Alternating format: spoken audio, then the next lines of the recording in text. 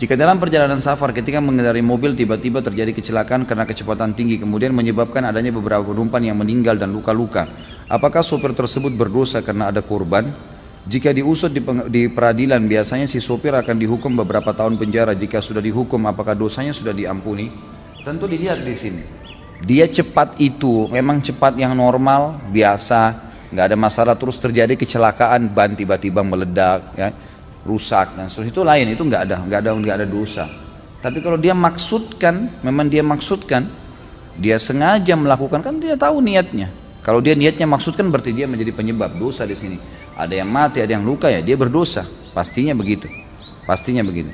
Kalau ada orang sudah dihukum di dunia karena perbuatannya, tetap kita kembali kepada hukum syar'i. Hukum syar'i menjelaskan kepada kita ada dua jenis dosa. Ada dosa yang berhubungan dengan Allah saja, zina, tidak sholat, tidak puasa, tidak haji, antara dia dengan Allah. Dia taubat sama Allah, Allah terima, sudah selesai. Tapi ada dosa yang berhubungan dengan haknya manusia.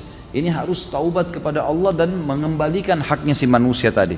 Seperti misalnya mencuri, menggunjing. Itu curi itu selain taubat kepada Allah, dia harus minta maaf kepada orang yang pernah dicuri barangnya, mengembalikan barang itu.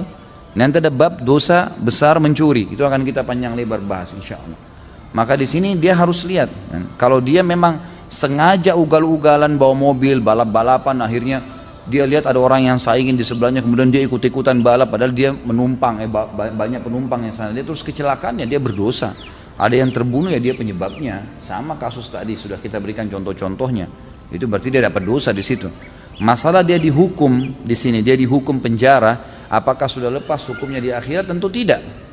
Secara akhirat tidak lepas, karena untuk melepaskan diri di akhirat dia harus minta maaf sama keluarga-keluarga orang yang terbunuh ini. Di antaranya dalam Islam dia harus bayar denda.